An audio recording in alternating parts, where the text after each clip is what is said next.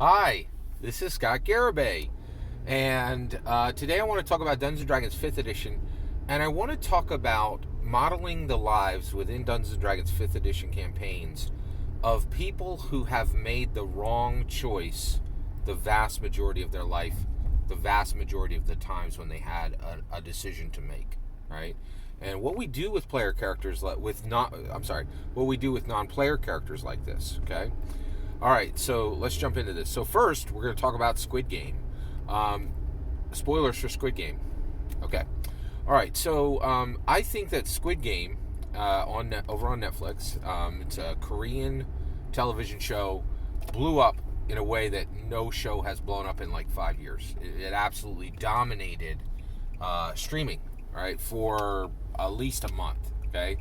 So Squid Game is a Korean fiction story that is the story of Battle Royale in IRL in Korea. Really fascinating story, okay?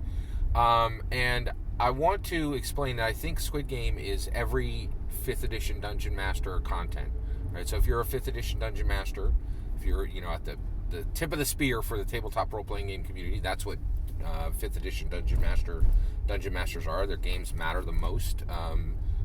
They matter the most. I'm just going to say that flat out. So, you should be consuming content and understanding content that has mass appeal. And the reason why is, the creators of Squid Game made something that was really compelling. And we're storytellers and we're writers. And we need to understand when somebody does something better than anybody's done it in 5 years, we should take notice, right? So what's special about Squid Game? What is the narrative lesson that we as 5th edition Dungeon Masters really need to learn from Squid Game? All right, I'll give it to you. All right, so here it is. So first of all, let me prove to you that Squid Game is special, okay? So I'll just give you a couple. So one, Squid Game was #1 in streaming for a month, okay? And that's not easy to do today because there's immense competition. Squid Game was #1 in 90 countries. That's something that's never been done by any streaming ever, okay? So what's special about Squid Game? Okay, so first of all, Squid Game is a Battle Royale story. That's nothing special. Hunger Games did it. Battle Royale did it. Fortnite does it every 10 minutes, for millions of video game players. There's really nothing special about a Battle Royale game, right? So what was really special about Squid Game? Why did it blow up? Why did it resonate so powerfully with people? There's a good reason. I'm going to give it to you right now. All right. It's the buy-in, okay? So basically, Squid Game, brings a bunch of players in, and they go through a red light, green light game, and half of them die and half of them live.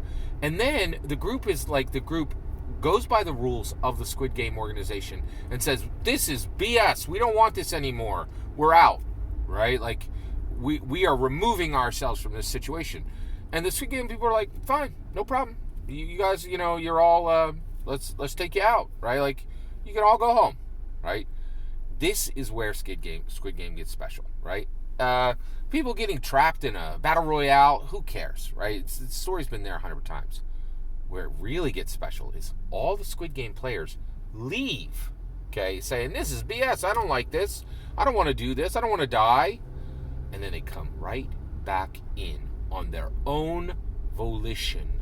They choose to compete. That's where the magic of Squid Game is, the buy-in, okay?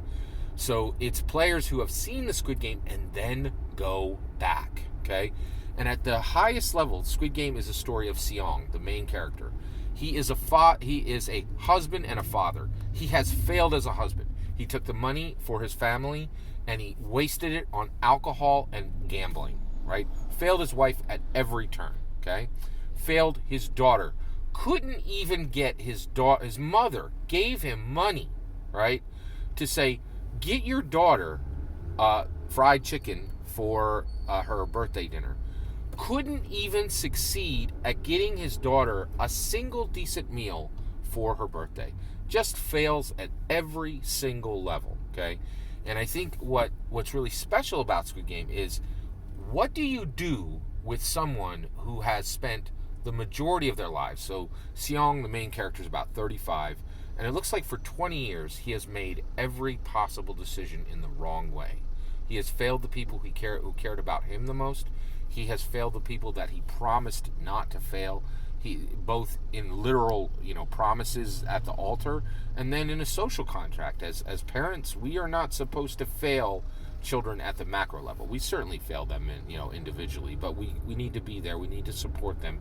We need to provision for them, right? It's important, and he failed at every level. So this is what's really fascinating about Squid Game is Squid Game saying, okay, people like Seong, right?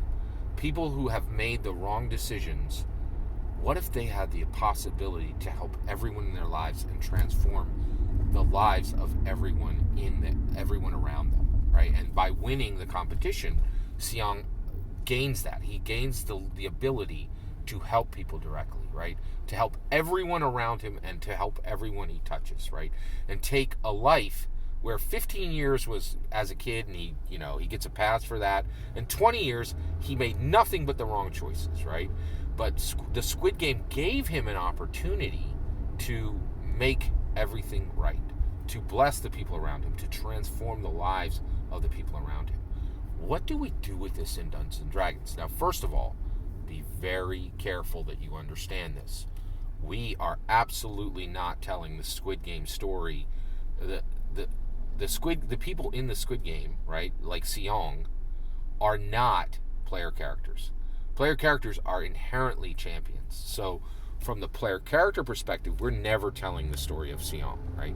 However, because basically player characters, as Dungeons and Dragons is currently structured, player characters are always massively empowered, right? And Seong is not empowered, right? That's the whole point, right? Is he has one last shot to have the power to help the people in his lives, right? So when we tell Seong's story in Dungeons and Dragons, when we tell the story of what happens to a person who's made the wrong decisions for 20 years, we're always telling it from the perspective of non-player characters. And where the traction for Dungeons and Dragons can happen is you can put Seong into your story, and the player characters can absolutely can give them the Squid Game opportunity, right? Now, what would the Squid Game opportunity be for player characters to give non-player characters? Well, it's the sidekick. It was a sidekick is a powerful new. It's like taking the follower rules and making it very simple. So what if every player character takes a sidekick into the dungeons with them going forward? We could really make this a powerful part of the game, right? And so every player character now gets a sidekick, and guess what? Just like in Squid Game, they are expendable, right? These sidekicks, definitely lose their lives going into the dungeon with our player characters, right? But what Squid Game posits, and I think this is definitely worth exploring in Dungeons and Dragons, is it's okay, right? It's okay to take a sidekick into the dungeon and they have a 50-50 chance of dying, right? And why would we do this? Well, there are people who have made the wrong choice for 20 years, right? But when they're Squid Gamed, they're given an opportunity to win, to be empowered again, despite their life choices, right? And I think when you watch the Squid Game, you're like, oh my gosh, there are a lot of people who have just really, really screwed up their lives in a massive way. Is there a way to give them another shot, to give them another chance, right? And that's the beauty of the Squid Game show. And so from the Dungeons and Dragons perspective, we can really explore this with sidekicks. Bringing in sidekicks, there's no way they're going to have a possibility of surviving at more than like a 50% level. But if they come out of there and they're even getting 200, 300 gold and your character is taking away 3,000 gold, right, and you're giving them 10%, you're giving them uncommon magic items, maybe in a rare magic item, that transforms not just their life, but the life of their village. And that may be worth taking in expendable sidekicks, right? So that's how we can really snap Squid Game into our Dungeons & Dragons games.